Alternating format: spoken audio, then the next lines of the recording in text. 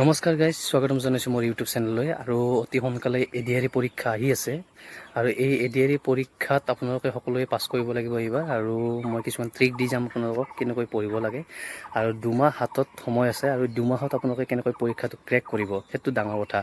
আৰু ধৰক চিলেবাছটো বহুত ডাঙৰ হয়। চিলেবাছটো ডাঙৰ হ'লে আপোনালোকে ধৰক কাৰেণ্ট এফেয়াৰ্ছ জিকে এইবিলাক আপোনালোকে চাই থাকিব, ডেইলি চাই লওক।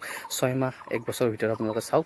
আৰু বেছিভাগ মই ক'লোঁ যে এইবাৰ APSC পৰীক্ষাটো আপোনালোকে ধৰক স্কিমৰ ওপৰত কুৱেশ্যন আহিছে আৰু এডিআৰইটো স্কিমৰ ওপৰত কুৱেশ্যন আহিব পাৰে। আৰু মেথছখিনি আপোনালোকে প্ৰেক্টিছ কৰক আৰু বেছিক যিখিনি মেথছ আছে সেইখিনি আপোনালোকে চাওক। আৰু ধৰক ক্ৰিটিকেল হ'ব। আৰু যিহেতু 22 লাখ ল'ৰা ছোৱালী 23 লাখ ল'ৰা ছোৱালী পৰীক্ষা দিব, অলপ পৰীক্ষাটো টাফ হ'বই। আৰু সকলোৱে ভালকৈ পঢ়ি যাওক, বেছি সময় নাই, 2 মাহ মাত্ৰ হাতত সময় আছে। আৰু ছ'চিয়েল ছায়েন্সখিনি আপোনালোকে ভালকৈ চাব, জিকে জেনেৰেল ছায়েন্স এণ্ড টেকটো অলপ ভালকৈ চাব, তেতিয়া পৰীক্ষাটো পাছ কৰিব সুবিধা হ'ব আপোনালোকক। আৰু মই নিজে কিছুমান হিষ্ট্ৰীৰ ওপৰত ভিডিঅ' দিম আৰু জিঅ'গ্ৰাফী, পলিটিকেল ছায়েন্স এইবিলাক মই অলপমান আপোনালোকক হেল্প কৰি দিম। আৰু ইংলিছটো পাৰিলে মই চাই দিম আৰু মেথছৰ কাৰণে মোৰ লগৰ এজনে চাই দিব আপোনালোকক। ঠিক আছে, থেংক ইউ।